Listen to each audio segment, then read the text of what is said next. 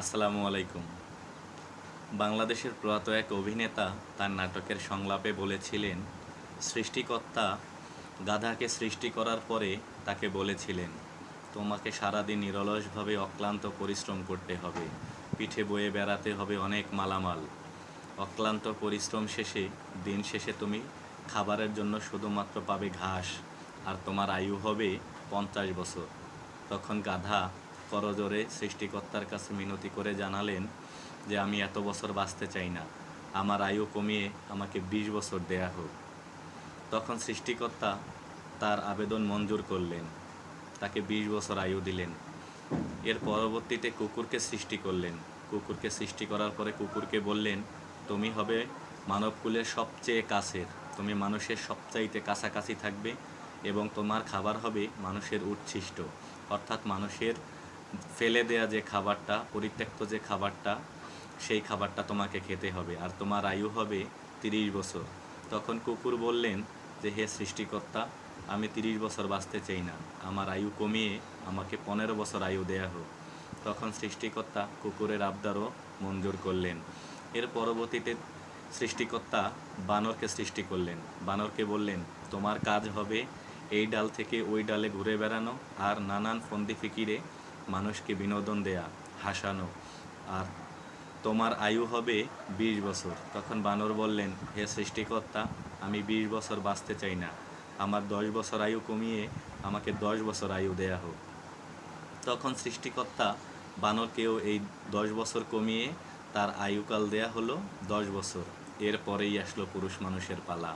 পুরুষ মানুষকে সৃষ্টি করার পরে বলা হলো, তুমি হবে সবচেয়ে মানবকুলের মধ্যে বিচক্ষণ এবং তুমি দায়িত্ব নিয়ে চলবে, অন্যের স্বার্থে তুমি খুশি থাকবে। তোমার কাজ হবে সকলের সুখের কথা চিন্তা করা, নিজের স্বার্থ ভুলে অপরের স্বার্থর দিকে মনোযোগী হওয়া, আর তোমার আয়ু হবে 20 বছর।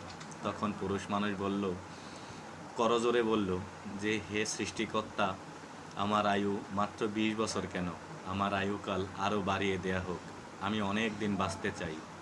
আমি মানুষ হিসেবে মানুষের মধ্যে ভালোবাসা নিয়ে, সুসম্পর্ক নিয়ে দীর্ঘদিন বাঁচতে চাই, দীর্ঘকাল বাঁচতে চাই।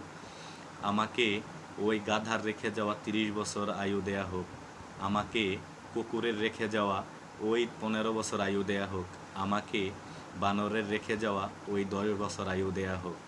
তখন সৃষ্টিকর্তা তার আবেদনও মঞ্জুর করলেন।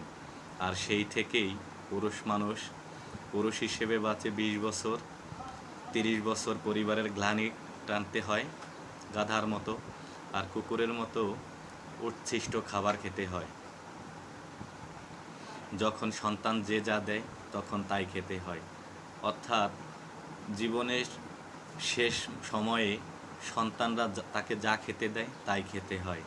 আর সর্বশেষে বানরের মতো আজকে ছেলের বাসায় কালকে মেয়ের বাসায় এভাবে থাকতে হয়।